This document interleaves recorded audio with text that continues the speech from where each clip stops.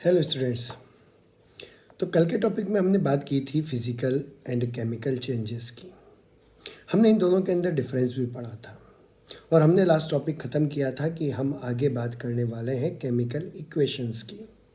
तो चलो देर ना करते हुए स्टार्ट करते हैं कि केमिकल इक्वेशंस होती क्या है।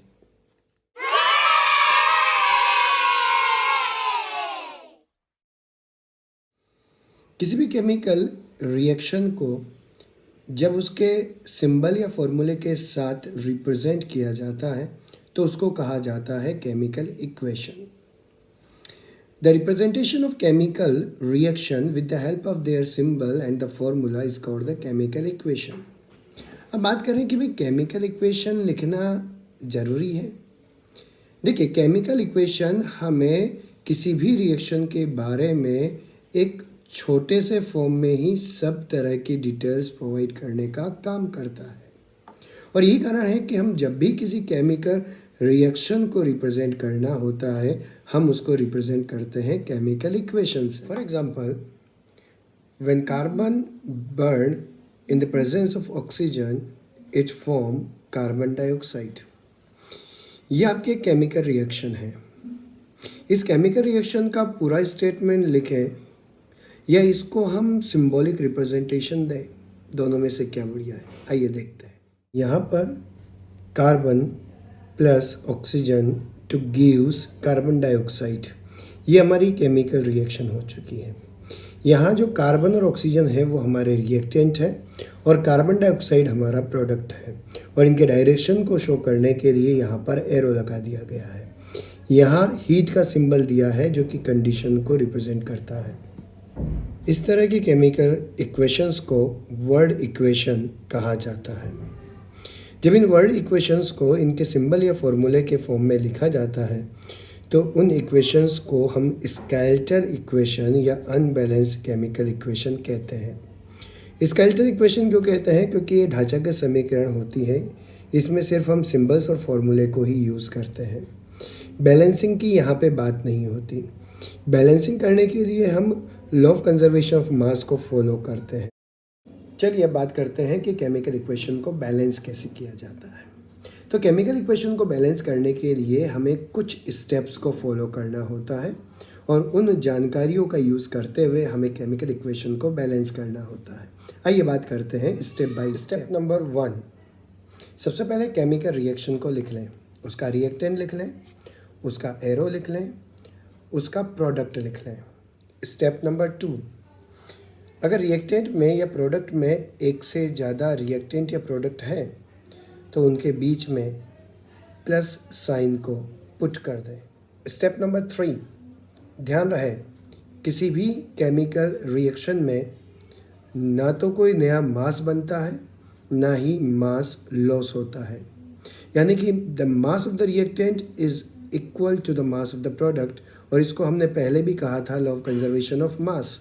और सभी केमिकल इक्वेशंस लिखते समय हमें इसी चीज़ को बैलेंस करके काम में लेना है, यानी कि जितने नंबर ऑफ़ एटम्स आपके रिएक्टेंट में होंगे उतने ही नंबर ऑफ़ एटम आपको प्रोडक्ट में भी चाहिए। स्टेप नंबर 4, इसके लिए हम हिट एंड ट्रायल मेथड का यूज़ करते हैं, जहां हम रिएक्टेंट और प्रोडक्ट के अंदर नंबर ऑफ़ एटम्स को काउंट करते हुए चलते हैं और दोनों तरफ नंबर्स को बढ़ाते हुए हम इनको बैलेंस करने की कोशिश करते हैं। स्टेप नंबर 5, हम ऑक्सीजन और हाइड्रोजन को छोड़कर बाकी सभी एटम्स को पहले बैलेंस कर लेते हैं, बाद में हम ऑक्सीजन और हाइड्रोजन को बैलेंस करने की बात करते हैं।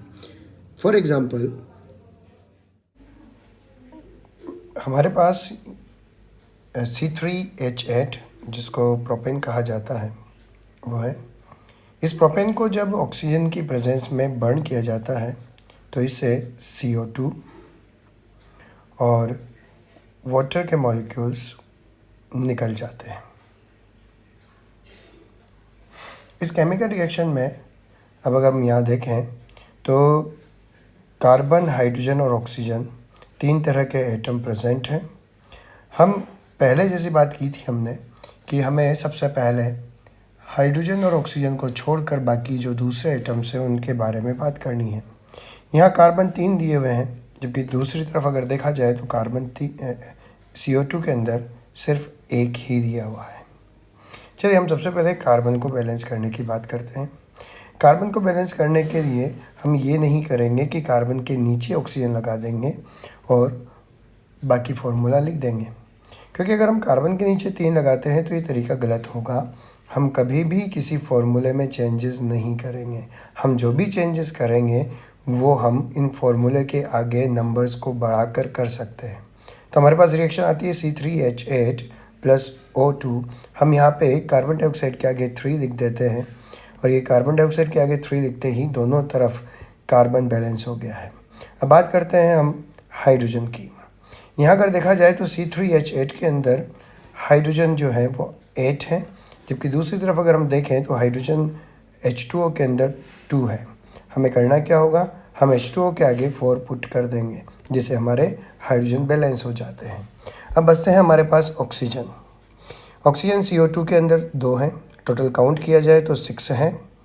अब ऐसे ही वाटर के अंदर टोटल 4 एटम्स है, यानी कि कुल मिलाकर प्रोडक्ट के अंदर 10 एटम होते हैं।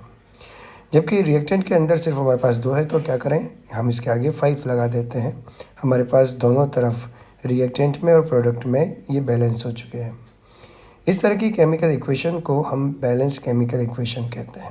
चलिए एक बार हम इनके एटम्स को कैलकुलेट करके देख लेते हैं। रिएक्टेंट के अंदर कार्बन 3 है, वहीं प्रोडक्ट के अंदर भी कार्बन कुल मिलाकर 3 ही है, 3। सेकेंड और हाइड्रोजन की बात करें तो हाइड्रोजन H8 है और प्रोडक्ट में भी ये 8 ही है। ऑक्सीजन 10, सेकेंड तरफ भी ऑक्सीजन 6 + 4, यानी कि टोटल ऑक्सीजन होते हैं 10। यानी कि जितने नंबर ऑफ़ एटम हमारे पास रिएक्टेंट में हैं उतने ही नंबर ऑफ़ प्रोडक्ट में एटम्स प्रेजेंट हैं। यानी कि हमारी जो केमिकल रिएक्शन है वो बैलेंस केमिकल इक्वेशन को रिप्रेजेंट करती है। तो आप एग्जांपल से समझ गए होंगे। स्टेप नंबर 6, अगर रिएक्शन में हमें फिजिकल स्टेट दी हुई है रिएक्टेंट की या प्रोडक्ट की, तो हम उनको सिंबॉलिक रिप्रेजेंटेशन दे देते हैं। फॉर एग्जांपल, अगर सॉलिड हुआ तो ब्रैकेट में S लिख देंगे, अगर लिक्विड हुआ तो L लिख देंगे, अगर गैस हुआ तो G लिख देंगे, और अगर उसका एक्वा सॉल्यूशन बनता है तो ब्रैकेट में AQ लिखकर इंडिकेट कर दिया जाता है। 7, अगर रिएक्शन दोनों डायरेक्शन में चलती है तो रिवर्सिबल साइन ऑफ एरो का यूज़ किया जाता है, जो ये शो करता है कि केमिकल रिएक्शन दोनों डायरेक्शंस में चल रही है। नंबर 8, अगर रिएक्शन में टेम्परेचर दिया हुआ है या किसी तरह की कंडीशंस दी हुई है तो उसको एरो के ऊपर लिखकर इंडिकेट कर दिया जाता है, जो उसकी कंडीशंस को बताने का काम करता है। स्टेप नंबर 9, अगर रिएक्शन में हीट निकलती है या हीट दी जा रही हो, यानी कि केमिकल रिएक्शन अगर एक्सोथर्मिक है या एंडोथर्मिक है, तो प्रोडक्ट के साथ प्लस या माइनस का साइन लगाकर हीट को लिख दिया जाता है या अमाउंट ऑफ एनर्जी को लिख दिया जाता है, जो ये इंडिकेट करता है कि केमिकल रिएक्शन जो थी वो केमिकल रिएक्शन एंडोथर्मिक थी या एक्सोथर्मिक। करते हैं स्टेप नंबर 10, लास्ट स्टेप की।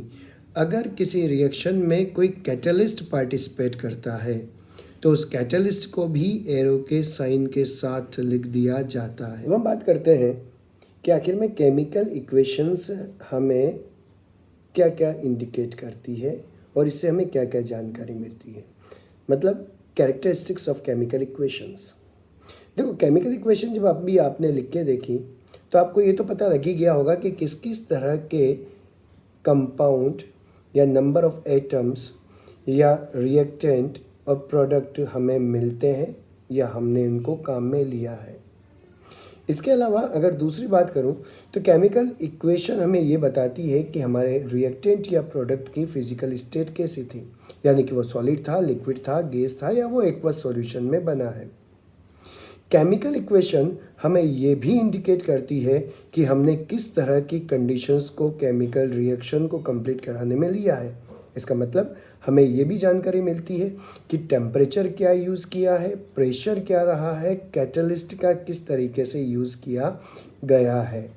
इसके अलावा हमें केमिकल इक्वेशन ये भी जानकारी देने का काम करती है कि ये इक्वेशन या ये रिएक्शन जो है वो एक्सोथर्मिक है या एंडोथर्मिक है, यानी कि केमिकल रिएक्शन में हमने हीट को पुट किया है या हीट इसमें से रिलीज हुई है।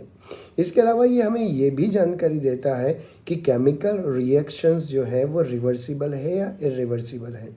रिवर्सिबल होगा तो हम रिवर्सिबल एरो का यूज़ करते हैं, और अगर सिंगल डायरेक्शन है तो हम सिंगल डायरेक्शनल एरो का यूज़ करते हैं। ये तो हो गई कैरेक्टरिस्टिक्स ऑफ केमिकल इक्वेशंस की बात, लेकिन कुछ लिमिटेशंस भी हैं जो कि हमें केमिकल इक्वेशन से जानकारी नहीं मिल पाती है। जैसे फॉर एग्जांपल मैं बात करूं तो मुझे केमिकल इक्वेशन को देखकर ये पता नहीं चल पाता है कि ये केमिकल इक्वेशन कब पूरी होगी, ये होगी भी या नहीं होगी। इसका मतलब ये हुआ कि chemical equation is not providing information about for completion of the chemical reaction. इसके अलावा ये भी नहीं बताती है कि हमने जो रिएक्टेंट लिया है या हमने जो प्रोडक्ट लिया है उसकी कंसंट्रेशन क्या थी। हमने डाइल्यूटेड एसिड लिया, हमने कंसंट्रेटेड एसिड लिया, या हमने प्रोडक्ट जो बना है हमारा एसिड बेस या सॉल्ट या कुछ भी, उसकी कंसंट्रेशन किस तरह की रही है, ये जानकारी भी हमें नहीं मिलती। तो आज के टॉपिक में हमने बात की कि किस तरह से केमिकल इक्वेशंस को लिखा जाता है, उनको लिखने के स्टेप क्या क्या हैं, किन रूल्स को फॉलो किया जाता है, केमिकल इक्वेशंस की क्या क्या लिमिटेशंस होती है और केमिकल इक्वेशंस के क्या क्या कैरेक्टर होते हैं। अगर ये टॉपिक आपको समझ में आया हो, अच्छा लगा हो, तो मुझे कमेंट, लाइक या शेयरिंग करके आप बताएं, ताकि मैं इस तरह से वीडियोस को और लाता जाऊँ। और अगर आप चाहते हैं कि मैं इनमें कोई सुधार करूं तो मुझे प्लीज़ अपने कमेंट्स में वो भी बताएं, ताकि और बेटर तरीके से मैं आपके सामने इन टॉपिक्स को लेके आ सकूं। Thank you.